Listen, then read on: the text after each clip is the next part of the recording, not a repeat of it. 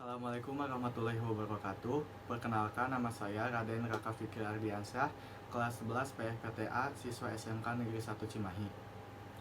Di video kali ini, saya akan menjelaskan materi tentang kejujuran untuk melengkapi tugas PABP. Kejujuran merupakan puncak akhlak yang mulia, dan tidaklah seseorang berhias dengannya, kecuali dia akan beruntung di dunia dan akhirat. Dan sifat ini merupakan sifat yang ditaati oleh orang-orang soleh dan kalangan para nabi dan rasul. Dan sifat ini merupakan sifat dari Nabi Muhammad SAW yang menonjol, dan masyhurlah dari beliau julukan Al-Amin, yang artinya dapat dipercaya. Dan sifat jujur memiliki beberapa keutamaan, yaitu 1. Sifat jujur membawa kepada perbuatan baik. 2. Sifat jujur dapat memasukkan seseorang ke dalam surga. 3. Sifat jujur membawa seseorang kepada keberkahan dan keberuntungan. Jujur memiliki beberapa bagian. Yang pertama, jujur dalam lisan. Jujur dalam lisan atau ucapan berkaitan langsung dengan informasi atau berita yang disampaikan, apakah itu benar atau tidak. Kedua, jujur dalam niat dan kehendak. Jujur dalam hal ini terkait langsung dengan keikhlasan. Tidak ada dorongan sedikit pun, kecuali hanya karena Allah. Jika niat dan kehendak seseorang bercampur dengan hawa nafsu, maka batal kejujuran niat tersebut. Dan orang yang niatnya bercampur dengan nafsu bisa dikategorikan sebagai orang yang berdusta. Kejujuran yang kedua ini tercerminkan dalam hadis yang diriwayatkan oleh Abu Hurairah. Ketiga, jujur dalam azam atau tekad. Sebelum seseorang melakukan sesuatu, kadangkala seseorang memiliki tekad terlebih dahulu sebelum mengimplementasikannya. Kejujuran tekad yang dimaksudkan di sini adalah kesempurnaan dan kekuatan tekad tersebut.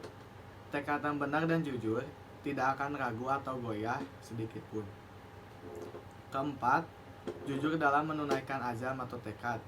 Maksudnya adalah ketika seseorang telah memiliki azam dan ia memiliki peluang untuk melaksanakannya, ketika ia tidak menunaikan apa yang menjadi tekadnya, maka itu bisa dikatakan sebagai kebohongan atau ketidakjujuran. Kelima, jujur dalam perbuatan adalah usaha seseorang untuk menampilkan perbuatan yang sesuai dengan hatinya.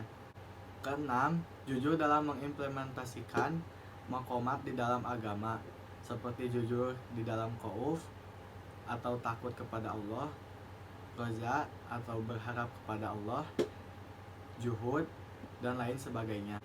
Ini adalah tingkatan jujur yang paling tinggi. Seseorang dikatakan jujur dalam tahap ini ketika ia telah mencapai hakikat. Tingkatan jujur ada di dalam ajaran sufi yang ada pada agama Islam.